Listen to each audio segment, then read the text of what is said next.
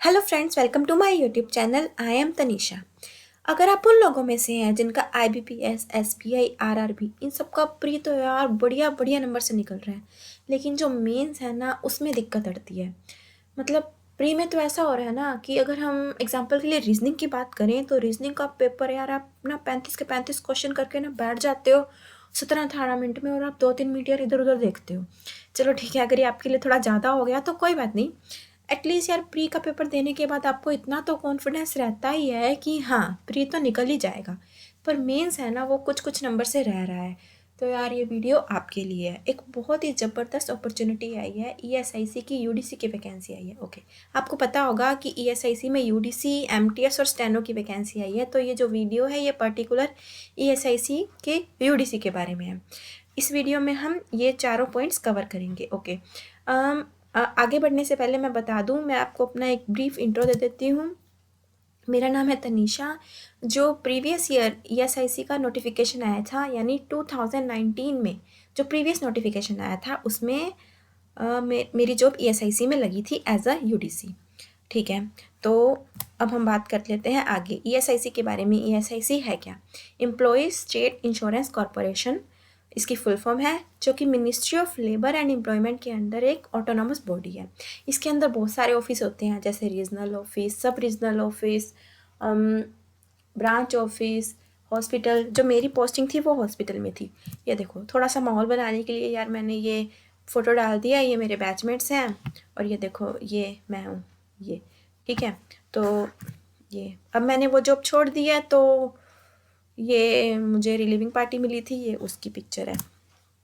ठीक है, अब स्टडी शुरू करेंगे तो उसके लिए थोड़ा सा मोटिवेशन तो ज़रूरी है ना, तो इसलिए मैं आपको दिखा देती हूँ इसकी सैलरी स्लिप।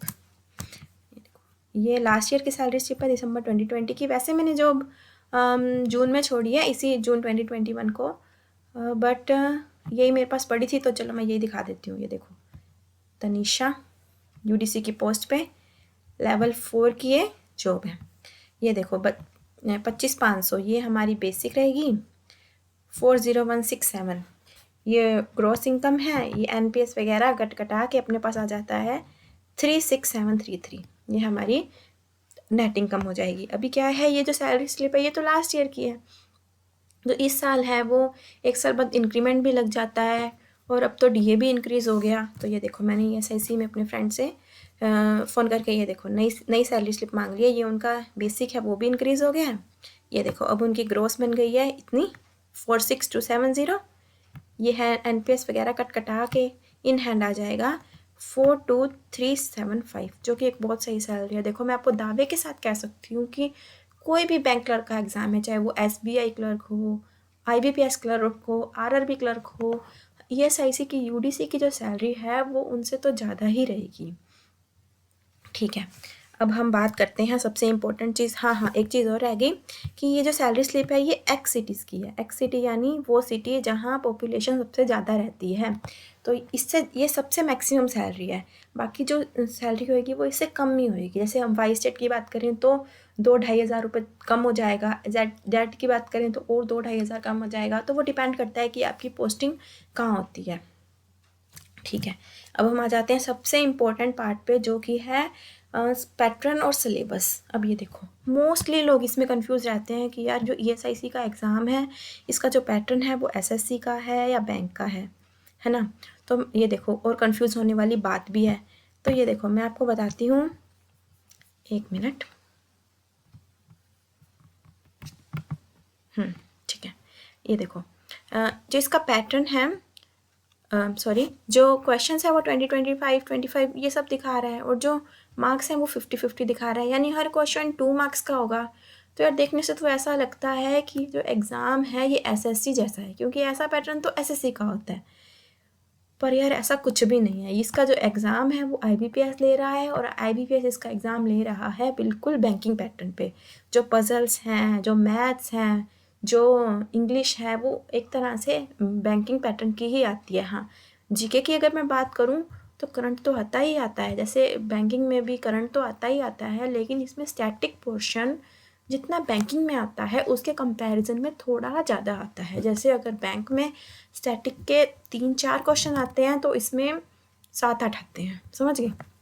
मतलब कि आपको अपनी मैथ्स, रीजनिंग और इंग्लिश इन सब की प्रिपरेशन तो बैंकिंग जैसी ही करनी है, लेकिन जीके की प्रिपरेशन करते टाइम आपको थोड़ा सा स्टैटिक पे ज़्यादा फोकस करना है, ठीक है। ये होगी प्री की बात। अब हम बात करते हैं मेंस की। मेंस में क्या होता है, जैसे अगर मैं बात करूँ पीओ के मेंस की बात, जैसे IBPS PO mains, SBI PO mains, भाई साहब सही में मतलब कि इतना इतना मुश्किल मेंस आता है, मतलब कि यार हालत टाइट हो जाती है कि डीआई पजल पता नहीं कैसी कैसी आती है, मतलब सर पकड़ के बैठ जाते हैं भाई। नहीं, टेस्ट भी लगाते हैं ना तो वो टेस्ट भी लगाने का मन नहीं करता, इतनी मुश्किल आती है। मेरे साथ तो ऐसे ही होता था, ठीक है।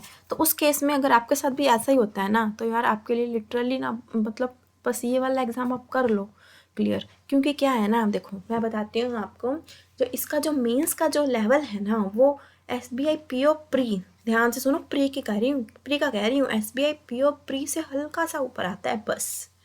मतलब कि इसका जो एग्ज़ाम है वो इजी टू मॉडरेट में ही रहेगा। हार्ड को आप भूल जाओ, आप बस प्रैक्टिस करो इजी टू मॉडरेट की अच्छी तरह, ठीक है। जैसे LIC मेंस अगर आपने दिया हो, LIC assistant mains, EPFO mains, EPFO का SSA वाला कह रही हूँ, और इसका ESIC का, UTC का, इन सब का ना जो मतलब लेवल है ना एग्ज़ाम का, वो इजी टू मॉडरेट ही रहता है। तो एक ये चीज़ है। हाँ, इसमें भी सेम, मेंस में भी जो जीके है उसके लिए आपको थोड़ा सा स्टैटिक पोर्शन के लिए ज़्यादा एफर्ट लगाना पड़ेगा। देन हम आते हैं कंप्यूटर स्किल टेस्ट पे। अब कंप्यूटर स्किल टेस्ट की क्या बात है कि इसमें आता है पावर पॉइंट, MS एक्सेल और MS वर्ड।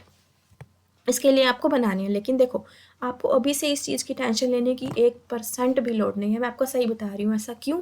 क्योंकि जब मेरा मेंस का रिजल्ट आया था वो आया था 30 सितंबर को, ठीक है। और जब इसका कंप्यूटर स्किल टेस्ट का जो एग्ज़ाम हुआ था वो था 20 अक्टूबर को।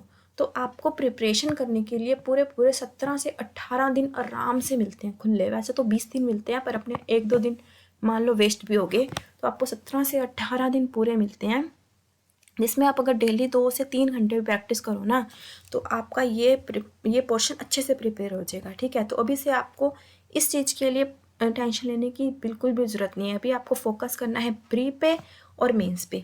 प्री है वो क्वालिफाइंग नेचर का है, लेकिन मेंस में एंट्री के लिए प्री तो पास करना ही पड़ेगा ना, और जो मेंस है वो आपको मेरिट दिलाएगा। तो आपको ज़्यादा से ज़्यादा फोकस करना है कि आप अपने नंबर इंक्रीज़ करो, जिससे आपका जो रैंक है वो आपका मेरिट लिस्ट में आपका नाम आए। और कंप्यूटर स्किल टेस्ट है, ये भी आपका क्वालिफाइंग नेचर का ही रहेगा, ठीक है। हाँ, सारे पॉइंट क्लियर हो गए हैं। तो अगर आपको इस एग्ज़ाम से रिलेटेड कोई भी डाउट हो, कोई भी क्वेरी हो, तो आप मेरे से कमेंट सेक्शन में पूछ सकते हैं। हाँ, एक चीज़ है, SSC वाले जो तैयारी कर रहे हैं वो यही सोच रहे होंगे ना कि सब बैंकिंग पे ही है। तो हाँ, अगर SSC वाले भी इसका प्रिपरेशन कर सकते हैं, अगर वो अपनी रीजनिंग थोड़ी सी इम्प्रूव कर लें, है ना। चलो जो भी है, ओके।